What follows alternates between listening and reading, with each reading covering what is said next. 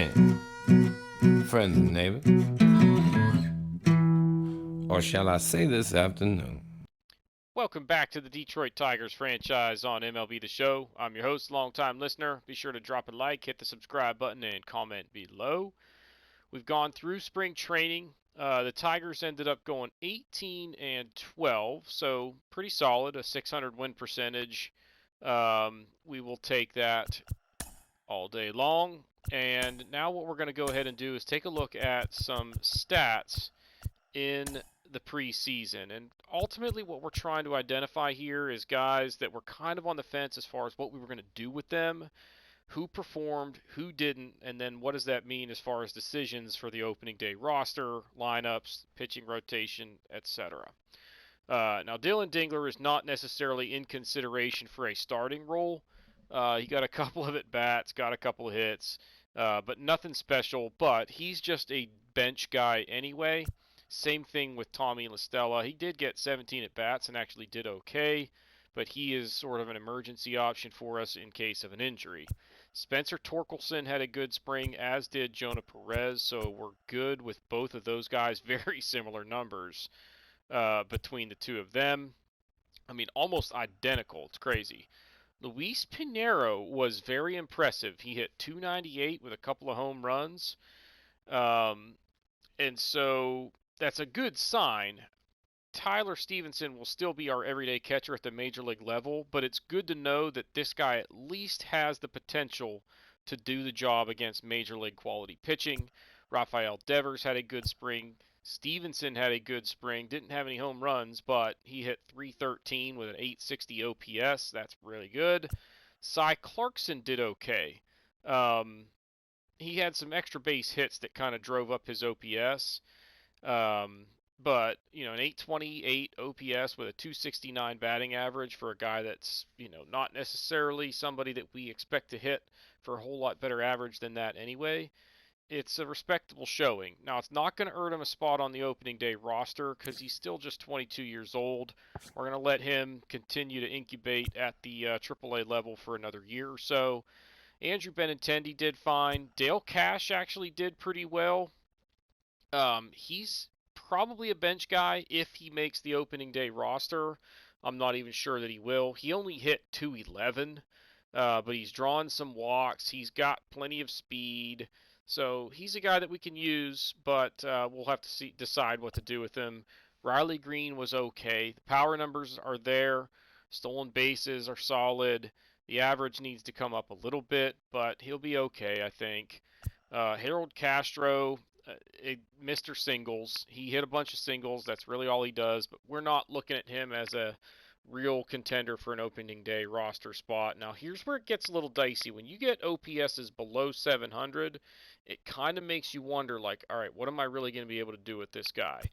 Adalberto Mondesi, those numbers are actually not that bad for him. I'd like to see him draw some more walks because if he gets on base, it's pretty much a double. But I'm not super worried about him. If he swings the bat like that all year long, we'll be really happy. Lou Plow, no home runs in 32 at bats, but he's going to hit some home runs because he's going to be in there against left-handed pitching, and he mashes against those guys. So when he connects, there's a good chance that ball's going out of the yard. He just didn't get any in the spring, but he's still going to be a starter against left-handed pitching for us this year. Javi Baez was atrocious.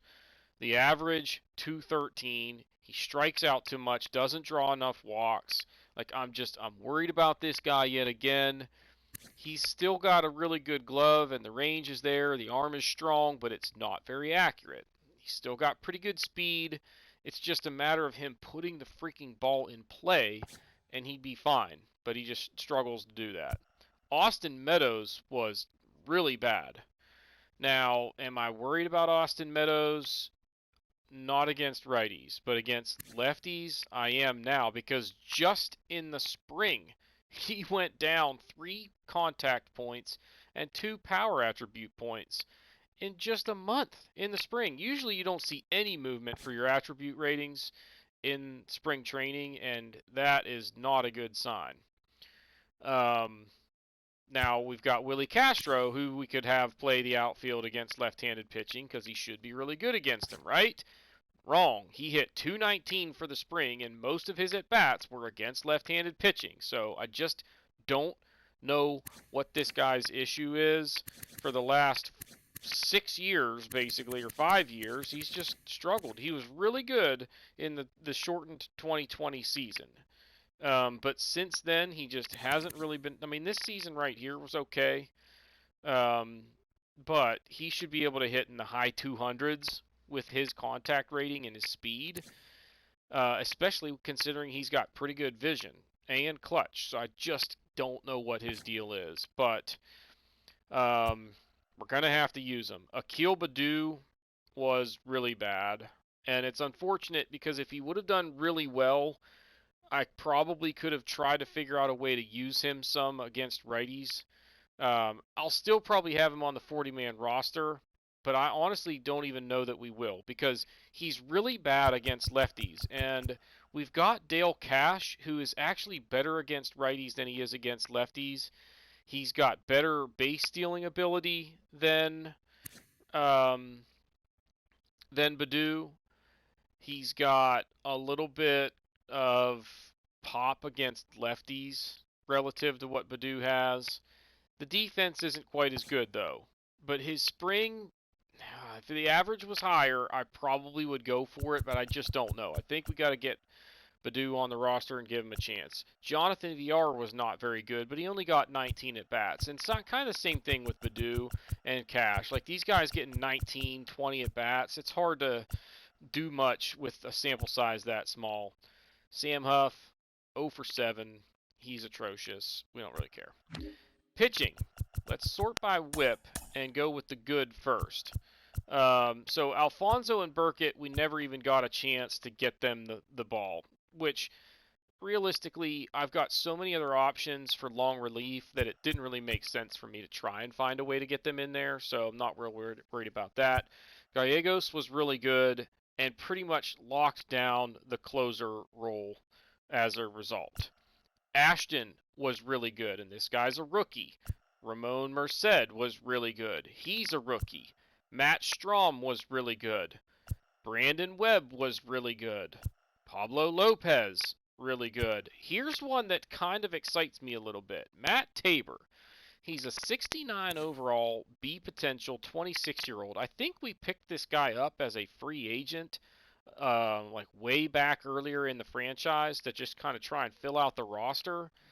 And he's actually turning into a guy that we could use in that long relief position. And the fact that he was really consistent for us, I mean, it's only 8 1/3 of work, but, you know, he struck out 9 guys. He was pretty solid over that stretch. So that's at least promising. And I like his pitch mix. Fastball, slider, changeup, two-seam. I can work with that. Tarek Skubal was really good. Casey Mize was really good. Tyler Alexander only got 3 1/3 of work.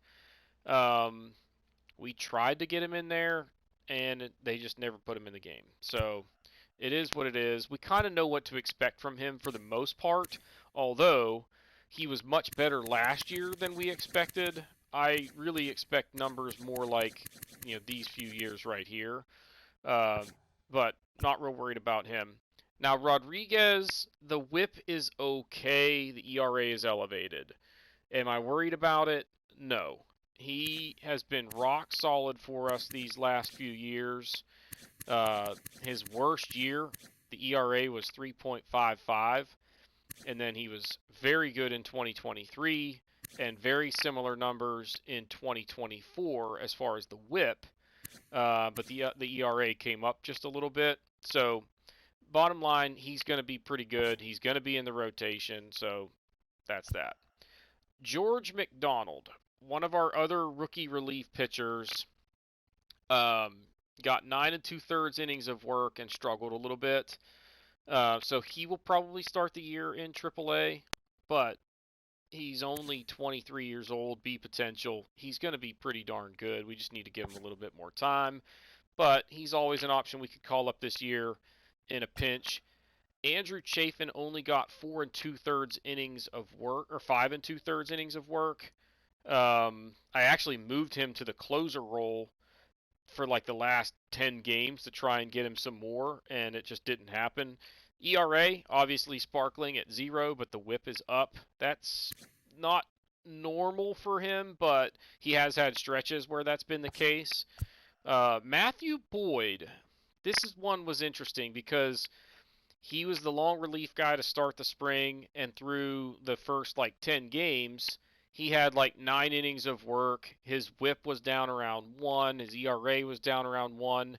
I gave Matt Manning a chance, and he was terrible, so I put Boyd back in, and the ERA and the whip came up a little bit.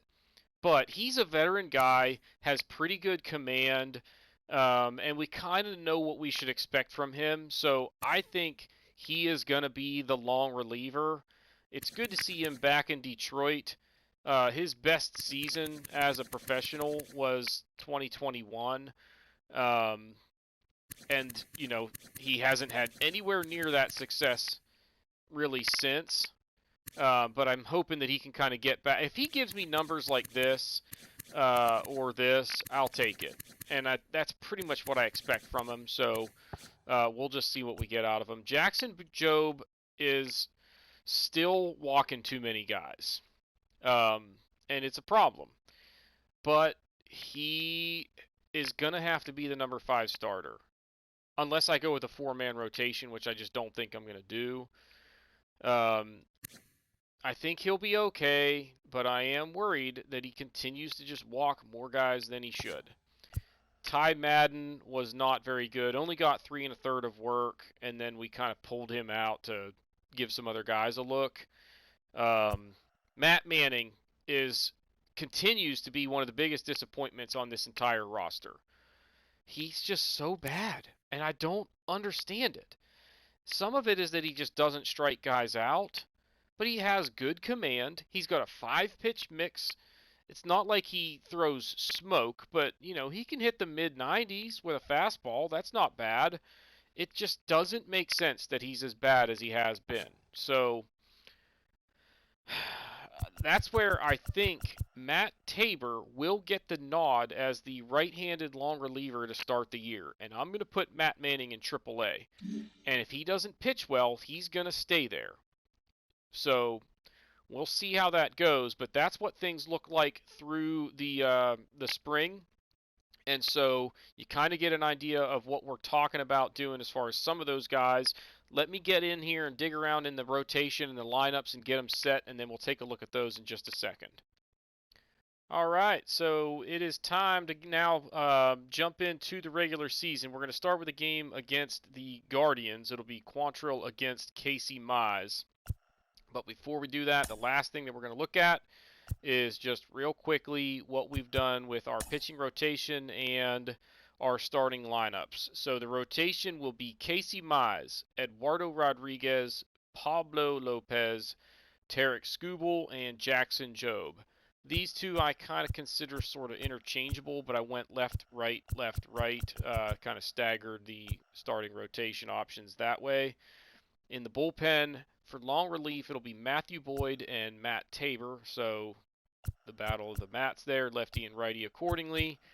Strom and Ashton will be the middle relief guys, lefty and righty respectively. So we've got a rookie there. And then for setup duties, it'll be Chafin and Webb.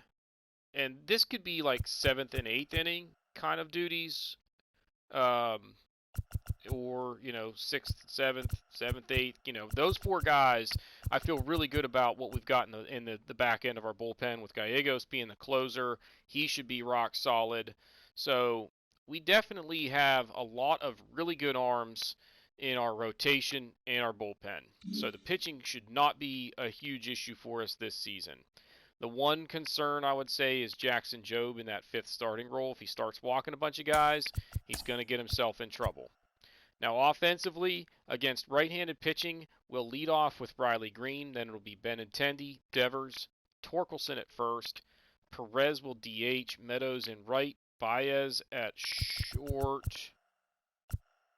Yep, Stevenson batting 8th, catching, and Mondesi batting 9th, playing 2nd.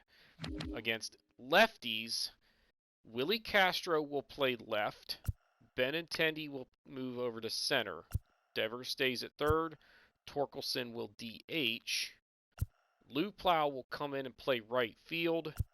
Perez will play first. Baez at short. Stevenson at catcher. And Jonathan Villar will play second. I could hypothetically just put Mondesi there, but I think Villar is the better of the two offensively. So it's just a way to get Villar some reps. If either of these guys are struggling or extremely hot, we will adjust accordingly. But that's the plan as for opening day. The only two guys that don't have any kind of platoon duties as of right now are Akil Baddoo and Dylan Dingler. Now, Dingler will give Tyler Stevenson rest on days that he needs it, and I like that Dingler is just as good against lefties as he is against righties for the most part, and vice versa. And he's a respectable defender, but not great. He's just a guy that I needed somebody on the roster, and I didn't want to have Pinheiro up here and not getting a lot of playing time. And then Akil Baddoo, he does not hit lefties well. He's got some base stealing abilities, so we can take advantage of that. He's a respectable defender. So, like, let's say on a day like this, if Meadows is tired, Lou Plow gets the start, and then the other team brings in a right-handed pitcher, Akil Baddoo, that's the kind of day that we would like to get him in there. But I don't really know what else to do with him other than use him to give somebody a day off. But like Riley Green won't play against lefties, so he's not going to need that many days off when there's a right-handed pitcher starting. Austin Meadows, same boat. He's not going to start against lefties, at least that's not the plan. So, Andrew Benintendi, if he needs some rest, generally speaking, what I would like to do is just go like this. Boop. We put Jonah Perez in left field because he can play the position, and I keep his bat in the lineup. If not, maybe on certain days like that, I can go ahead and just give Akil Baddoo the start, but that's not the plan as of right now. So that's what we're working with to start the regular season. So it's going to be Cleveland coming to town to take on the Tigers. So let's head on out to Comerica and see if we can get off to a 1-0 start for the 2025 campaign. And here we are at Comerica Park. It is going to be the Tigers and the Guardians on opening day of the 2025 season.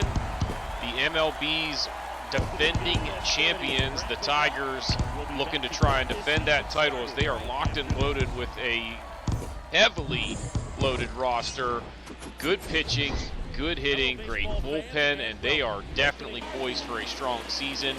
This man going to be a big part of their success, almost surely, as it's Casey Mize going to the mound. He was 18-4 last year, just missing out on the Cy Young, and he is hungry for another strong season here and getting ready for first pitch of the 2024 season.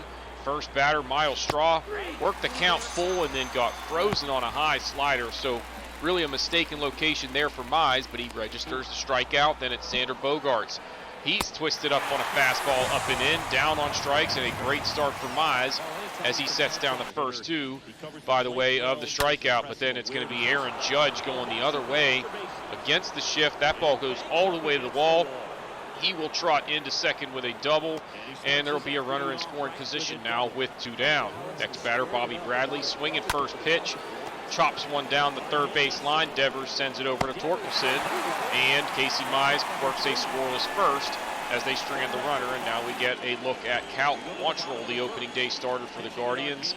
He missed some time last year, but ended up 5-8 with respectable statistics, a 3.34 ERA, 1.17 WHIP. Not necessarily a guy that's generally going to be dominant, but usually keeps you in the game, and he's going to look to get things going here. But Riley Green on a 1-1 fastball up and over the middle of the plate. He takes it the other way into left field for a leadoff single. The Tigers have their first hit of the season, and now it's going to be Andrew Benintendi. He gets a slider down, or a changeup rather, down, rips it into right. Judge diving try, but it goes off his glove. That's a base hit. Now it's first and second for Devers. 3-1 pitch, up and away, out of the zone, ball 4, and that will load the bases. Nobody out, and Spencer Torkelson coming to the plate. Now a 3-2 pitch as he works the count full, chops one up the middle. They're going to go 4-6-3 for the double play. A run does come in to score, but 2 outs now. A runner on third, and no RBI credited to Torkelson as he hits into the double play. And then it's going to be Jonah Perez, 2-2 slider in, twisted him up. He's down on strikes. Great job by Quantrill to minimize the damage there, but the Tigers get the lead as it's 1-0 after 1. Casey Mize going back to work. Trey Mancini, nice piece of hitting there. That's a fastball down and away, very well located, but he takes it through the right side for a leadoff single. So a good piece of hitting there to get the Guardians in business, but now with 1 away, it's a ground ball to second. Mondesi to short for 1. That's a 4-6-3 double play to end the inning, and the Tigers hang on to the lead. Now we go to the bottom of the second, 1 away for Javi Baez. That's a 1-2 pitch that comes up and gets him on the shoulder, so he is on now with 1 away for Tyler Stevenson. That's a first pitch swinging at a fastball down and in. He kind of inside outs it into right field. That's a base hit. Now it's first and second for Riley Green with 2 away. He had a pitch to hit there, but got under it, takes it into center field. That's going to be routine, and that'll do it for the Tigers. We are still 1-0 as we head to the third. Nolan Jones, first pitch swinging, and takes it into center field. So again, the leadoff man is on for the Guardians. It's a single for Jones, and Casey Mize into the stretch. Now with 1 away, a 1-2 pitch to Miles Straw. Slider down and away, gets a chopper to third. Devers to second for 1. That's a 5-4-3 double play. And for the second inning in a row, Mize records a double play to get him out of trouble. Now on to the top of the fourth. Xander Bogaerts chases one in the dirt. He's down on strikes now for the second time as Stevenson sends it down to Torkelson. That's the first out, and that was the third strikeout for Mize. Next batter, actually with 2 away rather, another one in the dirt here. Send it down to first to Torkelson, and that'll end the inning. We go to the bottom of the fourth, and the Tigers still lead 1-0. 1 away for Austin Meadows. It's a fastball on the outside corner, but he gets to it and takes it into center field for a 1-out single. Next batter is Tyler Stevenson. Actually, with 2 away, rather, that ball is into the gap in left center field and going to get all the way to the wall. Meadows coming all the way around from first, and he is going to score without a throw. So it's a 2-out, 1-run double for Stevenson, and the Tigers extend their lead now to 2-0, and they're not done yet. Next batter, Adalberto Mondesi rips one down the right field line, and it's going to stay just fair into the corner. Stevenson will score. It's a double for Mondesi, and now it's 3-0 Tigers. Still not done here with 2 away in the inning. Riley Green, first pitch swinging, hits a rocket down the first base line, but right at Trey Mancini. That's going to go down as an L3 to end the inning, but the Tigers now lead it 3-0 as we head to the fifth. Mancini made the catch there. He would start the inning off here in the top of the fifth, but he's down on strikes. That's now 5 Ks for Casey Mize, and he's just 53 pitches deep, and 4 1/3 worked already. Next batter, Aristides Aquino chases one up out of the zone for strike 3. That's 6 Ks for Mize, and he is looking in mid-season form already. Now on to the bottom of the fifth. That's going to be Benintendi getting one under the glove with a diving try from Mancini. It's a leadoff single, and Quantrill in trouble again. Rafael Devers on a fastball that was left over the middle of the plate. Hits it deep to center field. It gets over the head in center. You could see Benintendi wasn't sure if it was going to get down, so he will get to third. It's a double now, second and third, nobody out. And the Guardians are going to go to the bullpen now as it's Tanner Tolley coming on here. Nobody out in the fifth. Runners on second and third, and Quantrill's day is over. And Tolley, not very sharp last year at 5.82 ERA, 1.85 whip. With 1 away in the inning, Jonah Perez up the middle. Looked like it was going to get through, but a diving stop to get him. A run does come in to score, but no hit for Perez. Probably would have been 2 RBIs, and instead it's a fielder's choice. Or actually a 4-3 putout rather, and he's going to get an RBI, but remains hitless so far in the ball game. Now with 2 away, Austin Meadows basically hits that ball in the same spot, but that one gets through into center field for an RBI, and that's a big 2-out knock as it's now 5-0 Tigers. Then Javi Baez could not stay back on the curve. down on strikes to end the inning. Tully gave up the hit there that brought in the run to make it 5-0. Both of those runs credited to Quantrill, and it's 5-0 as we head to the 6th. 2 away for Miles Straw. Ground ball to first. Torkelson will take it to the bag. That's a quick inning for Casey Mize, as he's just at 68 pitches through 6 scoreless innings of work. Now 2 away in the bottom of the 6th. The runner on second for Benintendi got a hanging curve, hit it deep to right center field. Long way out there, but he's going to make the grab to end the inning. And we will go to the 7th now, still 5-0 Tigers. Xander Bogaerts, 2-2 pitch, chased a slider down and away, and he is down on strikes for the 3rd time already in this one, and that's now 7 strikeouts for Mize. 2 away for Bobby Bradley. Into center field, that ball hit well. Green is going to get there to cut it off, but deep enough in center where Bradley's going to be able to head for second and get in with a 2-out double. So runner in scoring position. Mize at 81 pitches at that point. Trey Mancini due up next. 1-2 pitch. Fastball at 95 miles an hour. Blew it by him, and we're going to the stretch. 7 scoreless innings of work for Casey Mize. Just 4 hits allowed. Now on to the bottom of the 7th. Austin Meadows with a runner on and 2 away. Down on strikes as he could not stay back on that one. Tully doing a good job trying to keep them in this thing. Now on to the top of the 8th. 2 away. Nolan Jones routine ground ball to second. Mondesi sends that to first. And that's it for the Guardians in the 8th. They are down to their last 3 outs now as we head to the bottom of the 8th. 2 down for Willie Castro. 3-2 pitch. And he hits this one deep to center field, but that's not going to get down. And we now will go to the 9th. It's going to be 5-0 as we head to the top of the 9th. And Chris Ashton, the rookie right-hander, going to make his major league debut. 6'5", 233 pounds, and can bring it. He's going to bring that four-seam fastball in the high 90s. Here, 1-on-1 pitch to Brian Roquillo, and that ball was ripped into the right center field gap as he left the sinker over the heart of the plate there. That ball is going to go all the way to the wall, and it's a stand-up double. The Guardians, the runner in scoring position, nobody away. Next batter, Miles Straw, a slider well located there. Diving try by Castro, but it goes off his glove. It's an infield single, and runners on the corners now, nobody out. Tigers will go and talk to Ashton, try and settle him down. Then the next batter is going to be Xander Bogaerts again for the 4th time. He is down on strikes today, and Ashton, now a double play, could get him out of this thing. Aaron Judge, he goes with a 98-mile-an-hour fastball up and in, and 98 beats number 99, and that's back-to-back strikeouts for Ashton. Then Bobby Bradley, 1-0 pitch, grounded to third. Devers sends it over to first, and that is going to do it. The Tigers are going to win this one 5-0 shutout fashion.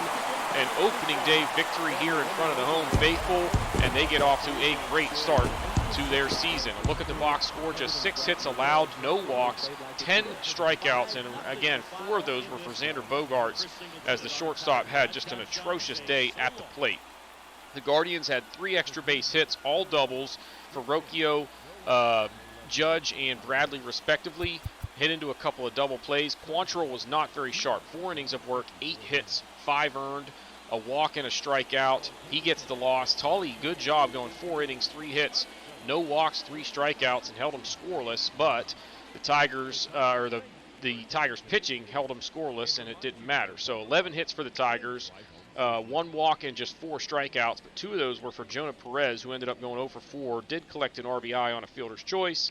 3 doubles for them as well. Stevenson, Devers, and Mondesi. The RBIs were for Stevenson, Mondesi, Perez, and Meadows. Baez was hit by pitch. Torkelson hit into the double play that scored the other run way back in the first inning. Mondesi, his first stolen base of the year. Casey Mize, 8 innings, 4 hits, 8 strikeouts, and gets the win. Ashton gave up a couple of hits, then settles down, gets a couple of strikeouts, and pitches a scoreless 9th as the Tigers win this one 5-0. That'll do it for this episode. If you haven't done so already, please be sure to hit the like button, hit the subscribe button, comment below, and we will see y'all next time.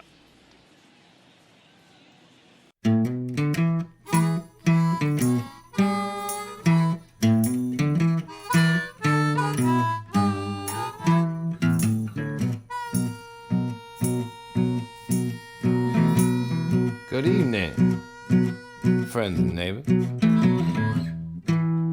Or shall I say this afternoon?